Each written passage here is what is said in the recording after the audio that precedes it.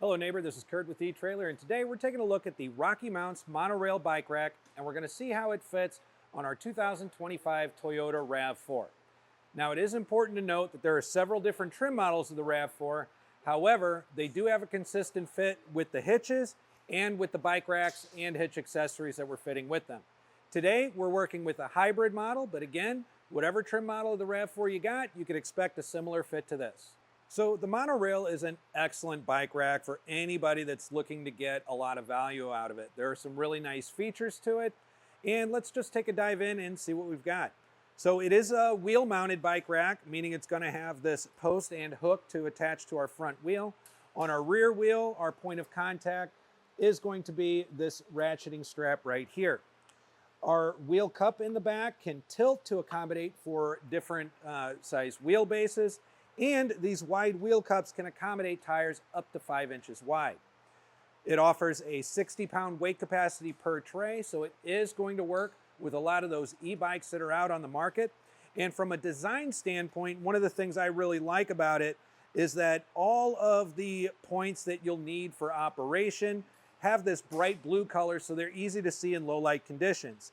And by that, I'm talking about the button on your wheel strap here, the trigger mechanism on our hook to release the hook, as well as our latch here down on the bottom that's going to allow us to operate the tilt-away and the stowaway positions. And as an added bonus, you are going to have an included cable lock to secure your bike to the rack that is going to be key to your locking anti-rattle hitch pin that's going to secure your bike rack into the hitch. So you're going to get good overall security with this as well.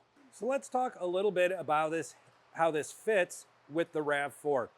And for reference, the bike that we have on here today is a large frame. It has 15-inch wide handlebars and some pretty decent sized pedals as well. So you can use that as a kind of a frame of reference when we're sizing this up with the bike you have at home. But as we're looking right here, we do have a good amount of clearance behind here. It does look like a pretty tight fit, but I don't mind that because that just means that with a more tight fit like this, we'll have kind of less of a footprint coming off the back of the vehicle. But I'm not too worried about it. Even on a rougher piece of road, we're really not in any danger of anything making contact with the back of the vehicle. If you have larger pedals, I would recommend you rotate them to be over where the license plate is. That way, if there is any kind of accidental contact, it's on the license plate, not on the vehicle itself. But like with any platform hitch bike rack, we are going to end up with some visual obstructions in the back of the vehicle. And in the case of the RAV4, we're going to have obstruction on our tail lights, out of our rear window with the bike on it, our license plate, and most importantly, our rear view camera. So it's very important to understand what kind of footprint this is going to leave behind the bumper. So from the bumper to the furthest point on the bike rack, we are looking at a distance of about 30.5 inches. So yeah, keep that in mind. You got a little over 2.5 feet extra back here that you're going to have to account for whenever you're backing into a tighter space or trying to parallel park. We're also going to be taking a look at ground clearance, and we're going to take our ground clearance measurement from the furthest point right here. And what we're going to end up with there is about 18 inches, and that's actually a really good amount of ground clearance, but it is something that you want to keep in mind if you come upon a steep incline or driveway. And lastly, I had mentioned earlier that this bike rack can accommodate bikes up to 60 pounds each. So because there's not a ramp assist or a load assist system with this at all, it's a good idea to understand just how high up you're going to have to lift your bike in order to get it on the rack. And for this, whatever your bike weighs, you want to make sure you're comfortable lifting it up about 21 or 22 inches in order to get it up here on the bike rack. So one of the most common questions that we get when it comes to a hitch bike rack is, will you have access to your cargo area without removing the bike from the rack? And in the case of the monorail with the RAV4, we will. So in order to get it in our tilt-away position, we've got that blue latch here underneath. So we're going to go ahead and grab hold of our frame, pull back on our latch, and slowly lower it away from the back of the vehicle.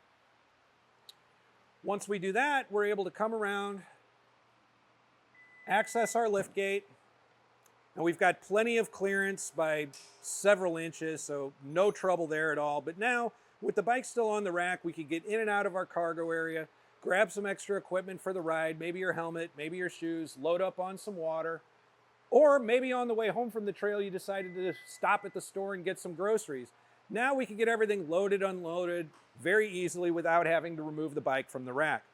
And when we're ready to drive off again, we don't need to engage the latch. All we need to do is lift up against it until it clicks into place, and now we're ready to get back on the road. Loading and unloading your monorail bike rack is a really, really simple process. Remember, we only have 2 points of contact.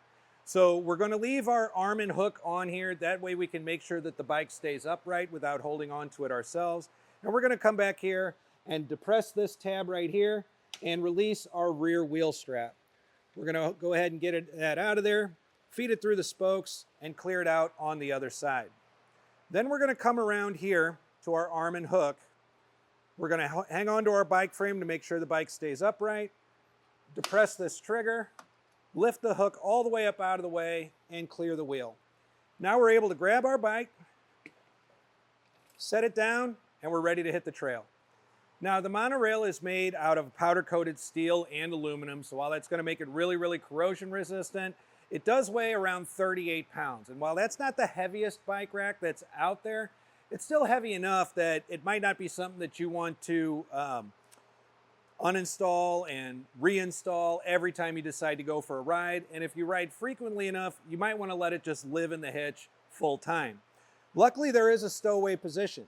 First and foremost, though, I'm going to go ahead and get it ready to be stowed. I'm going to go ahead and move my arm and hook up here. And I like to kind of depress it back a little bit. That way it can lock up against our rear wheel cup and not accidentally come forward or come loose. I'm going to go ahead and collapse my front wheel cup there.